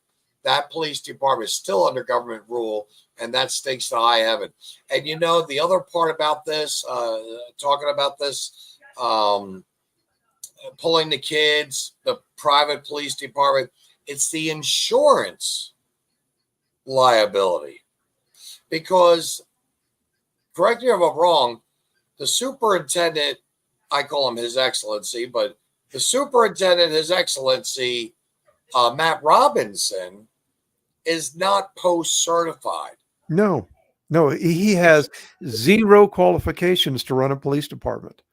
And they don't have any policies currently at the school for that police staff, do they? No, they don't. Both of the school resource officers carry firearms, pepper spray, and some kind of a taser. And any other police department has a policy for each of those items: the firearm and when they can use deadly force, when they can deploy mace, when they can use a taser. There are very specific conditions that they have to be able to meet to deploy any of those tools. Most policies will have an escalation of force. So you got to start with using your voice. From voice, you go to your hands. From your hands, you go to pain compliance. From pain compliance, you go to pepper spray or taser. And then ultimately you can end up at deadly force. All police departments, all sheriff's departments have those ladders of escalation. They have nothing at the Cameron School District. Absolutely nothing, Vincent. And Yes. I have had the conversation with the chief of police for the Cameron School District more than a year ago, December of 22. I have the audio of that conversation where I said, Mr. Robinson, you don't have a single policy. And he's like, yeah, we need to work on that. We still don't have a single policy. Not a one. Yeah, it could shape up to be a Uvalde, Texas all over again. And what BS. I dealt with Palmer. The very first night, in fact, I met you, October 17, 22. Never forget that date. Never. I was standing outside smoking a cigarette in the street when I had called for police to come up. I was very concerned about a car that was illegally parked. First off, because the signs on the fence said, do not park on the fence. Right. And this car is 4 feet from the fence. That's number one. Number two, it was also way too close to the building, meaning it was an alley. There was barely basically 8 foot with that car parked there for clearance, meaning if that car did have a freak accident, catch on fire, that historical building could have burnt down or at least been damaged severely. But when the cop told me to walk up and meet her at the, up in the parking lot, I continued walking my cigarette, not even thinking twice. And the first thing out of Palmer's mouth was, I said, oh, I'm sorry, I don't mean to be smoking. I started putting it out, field stripping it, not just throwing it and littering, and then taking the bud and placing it in my pocket. Would you believe he actually said to me, I could write you a ticket, for smoking on school property? Of course he did. And I He's a said, tyrant. Yeah, he's a tyrant. I mean, this is what we've got going on here.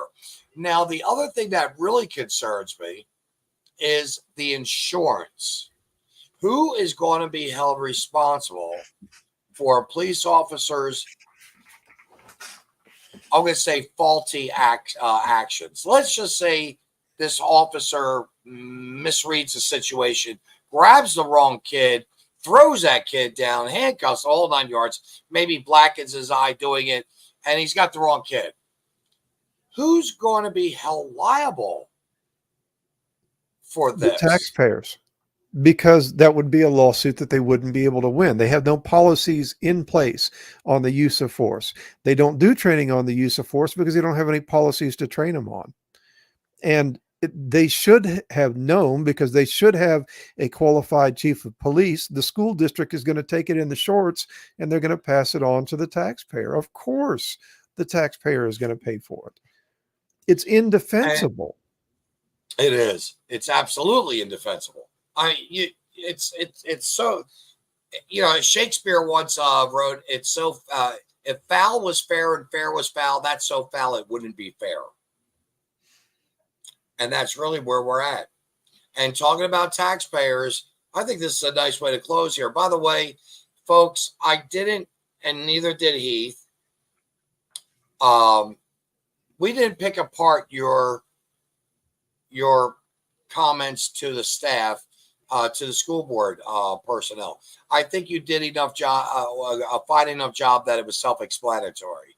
Do you have any regrets, maybe, about what you may not have said, or maybe there's something you wanted to add to that segment that they wouldn't allot you the time for? Oh, so that video that was running in the background while I was talking there, they refused to allow me to play that video to the Board of Education. They refused to let me play it. They said no.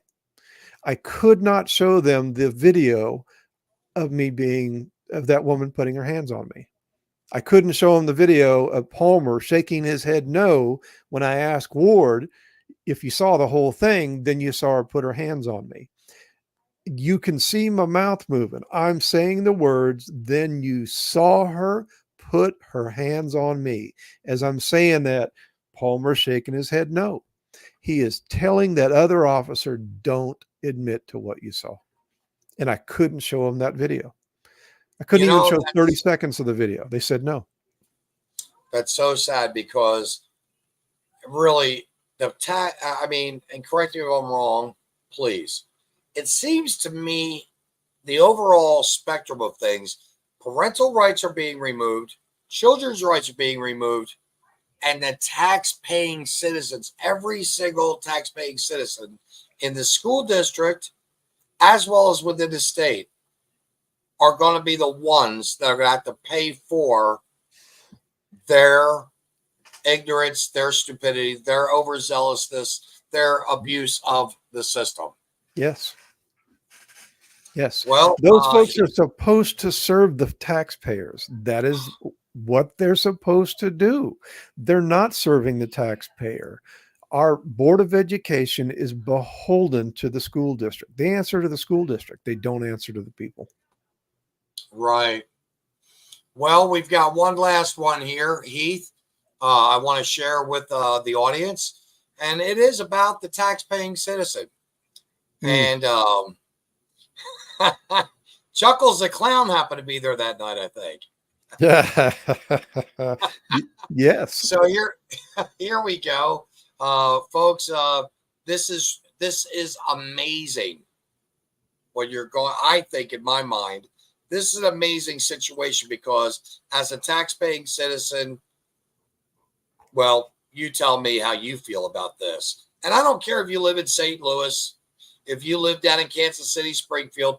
If you're watching, please come back to us and tell us what Your Excellency, Mr. Robinson, I'd like to ask you, you were talking about taxpayer dollars for the budget. Yes. And yet tax-paying citizens of Missouri cannot speak at school board district meetings. Yes. Why is that? Well, I think that's just people want to hear from their constituents that live within the district.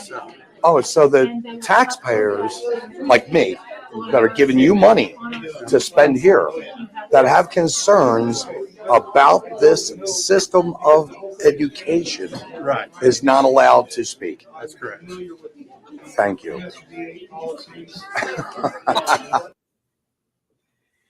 I can't make this up, folks. Yeah. It's kind of falls with the rules for thee, but not for me. Right.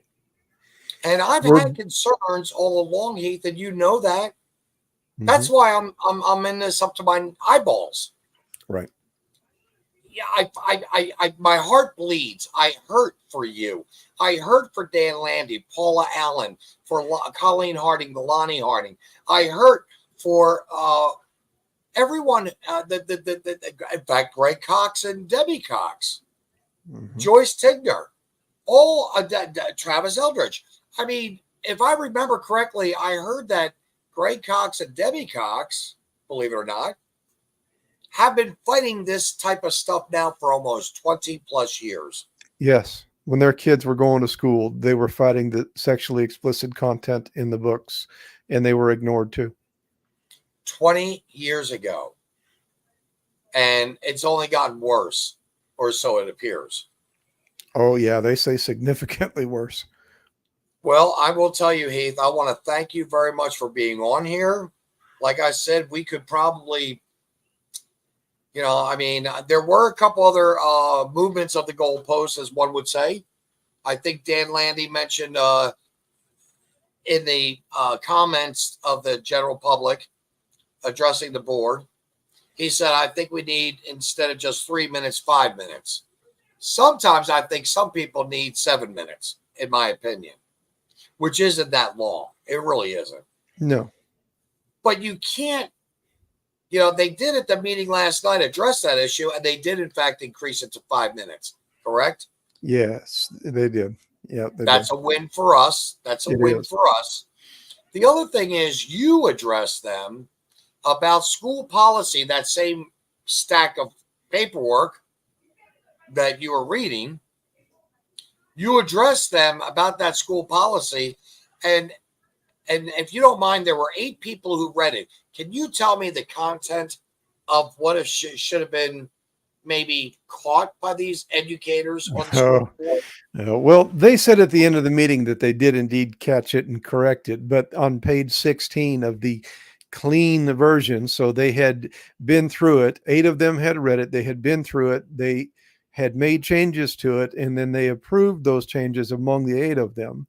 There was 2 spelling errors on page 16, and there was 225 pages. So my question to them is, in March, you didn't read a 3-page document. Did you read all 225 pages? Who among you read all 225 pages? And they all just looked at me. But Pam Ice, the president, made this statement, correct me if I'm wrong, we don't have the time to read through all these pages of policy. Yes, but she may have been referring to the previous stack of policies. They condensed probably 4 to 5 times the policy volume has decreased with the 225 pages that they passed. It's gotten significantly smaller. I believe that she was referring to the policies that existed yesterday that are gone now, that nobody had read those. They even talked amongst themselves like, yeah, we don't even know what was in those policies. There was too many of them to read. Right. And they're supposed to know. And they admitted that, yeah, we don't know what is in our policies. See, and these are people that we're trusting our children with. And they can't even do the basics of reading, writing, mathematics, social studies, sciences, so on and so forth. Right. And yet they want to, a small fraction of them, and I'm just going to call them what they are. They are clowns, carnival clown teachers that are sexualizing our children, grooming them, and they want to push this garbage, this trash, this filth, this evil in it. And I don't mean to be so harsh on that, by the way, really, because I'm an adult. It's not like I can't handle it. I was in the Navy. I drank like a sailor. I cursed like a sailor. when I was a sailor. Now I got a little older. I grew up a little bit, not much, but a little bit. And we do have to learn from our mistakes in growing up. But they're more concerned with trying to bring this type of, again, filth into the classroom. And I'm not happy with it. You're not happy with it.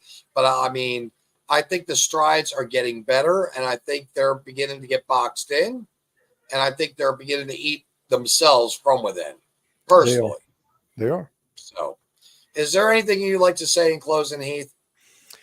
You know, just I'd like to point out that in a year and a half, whatever is going on with this within the school district, and I believe that this shows the level of corruption that we have, there has not been a single solitary school district employee that has stepped up to the Board of Education to say these books aren't appropriate and to defend those that are trying to remove the sexually explicit content.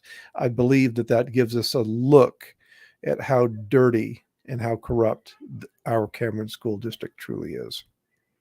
I never thought about that, but you're absolutely right. It would be 1 year and 8 months. My calculations. And for you, 1 year, 10 months, because August was when you got into this fray. Yes. Yep. Of 22. Correct. Well, Heath, I want to say thank you. I'm going to hope and keep my fingers crossed. I think that's a wonderful point. It would be interesting if we could find that one teacher that will step up and buck the system. Right. We only need one. I agree. We need just one person to be brave enough. And Gerald, by the way, thank you very much for watching. I hope you, I don't want to say found this entertainment fun, because it's not a fun topic. It's a serious topic. And it's a topic, obviously, of concern to people like yourself, myself, Heath, and a few other viewers that were here. But I want to thank you again, Heath, for your for being the soldier of doing the right thing, not only for the children, not only for God, but for the children, because that's really what we are doing this for. It's to try to keep some semblance of innocence, a semblance of respect, within these kids. Because if you don't have that respect, you have bullies. Yes. And that is a problem that we have. Yep, here we go. An education on local petty tyranny. But really, you're using the word petty. I've got to tell you, it can get pretty ugly, Gerald. And you know that. You know me quite well, and I thank you. But it can get very ugly for people. And I'm not even going to go there for the moment, because this is all about Heath. And Heath, again, I want to thank you very, very, very much for everything that you do, that Dan does, that Paula does, that Colleen, everyone that's involved. I can't even begin to thank all of you. So, any last closing words at all? Have a good night. Thank you, Heath. I will catch you in a little bit. Thank you, sir. You know, folks, there's a poem. There's a poem. And of all people I'm going to bring out would be my mother. She introduced me to two poems. One poem, if I remember correctly, is called The Man in the Glass. I'll let you think about this one, but The Man in the Glass. It's talking about a man who's looking in a mirror and seeing the reflection of himself. Very good poem, because you've got to be able to look at yourself and say, am I doing the right thing? Am I accomplishing anything? Am I ambitious enough? Can I learn something today? Today, can I learn something? But the second poem my mother taught me or asked me to read, and I did eventually, was called A Reason, a Season, and a Lifetime. Folks, I've been around the block so many times, can't tell you what corner I'm on. And I mean that. But I do know one thing. There's a reason why you meet someone or you're in a situation. And sometimes if it really if it really, really does penetrate your heart, it takes that time, henceforth the seasons. It's going to take 2, maybe 3 seasons, maybe a year. Some of us are slow learners. I know myself. It might take me 2 or 3 years. But seriously, a reason and a season and a lifetime. But the lifetime is the one that I focus on the most. Because with all the reasons through all the seasons, ultimately in that lifetime, you get to meet people. People that impact you. That you can honestly look in the mirror and say, gosh, Dan Landy, and I can say this. I can look in the mirror and say, Dan Landy, thank you so much for your faith in God, for what you write, for how you love your wife and your children. Or I can look at Heath and say, Heath, you know, your knowledge of gardening and automobiles. I mean, this is a guy that, believe it or not, tear a car apart, put it together blindfolded. Maybe I'm exaggerating, but seriously, he can do that with an automobile, and Heath can also tenderly take care of a garden, patience to water it, make sure the minerals and the soils are good. So it's a reason, a season, and a lifetime. And in my lifetime, I've been very blessed. I have several people. We have several different shows on this network. And I'm just going to tell you, everyone comes from a different walk of life. We're all different. But the one thing that we all have in common, I believe, this is just my belief, is that we are open enough to say we can agree to disagree, but we're always wanting to do the right thing. I would never ask anyone to rob a bank with me, nor would I expect one of my friends to say, hey, Vince, let's go rob the liquor store. It wouldn't happen because I've used discernment.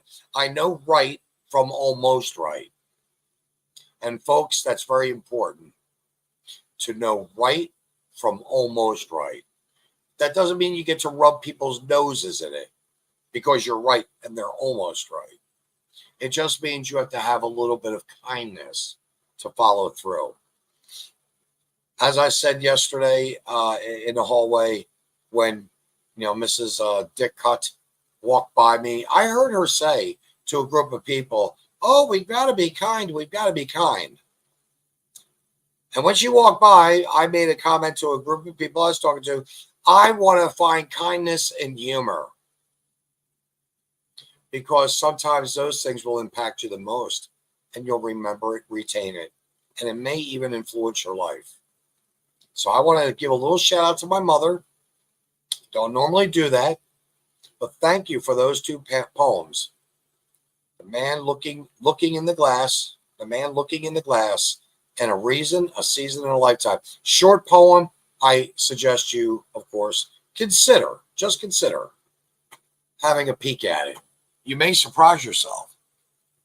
And the nice part about it is it's something you can share with others that may influence and make them better people in the long run too. Thank you very much for coming and joining me here. Love all of you. Have no reason to hate. No reason for division. We can have that conversation. In the meantime, let's say our prayers. Keep our heads out of the water, out of the sand, from under the water, and let's just struggle through this together. Thank you.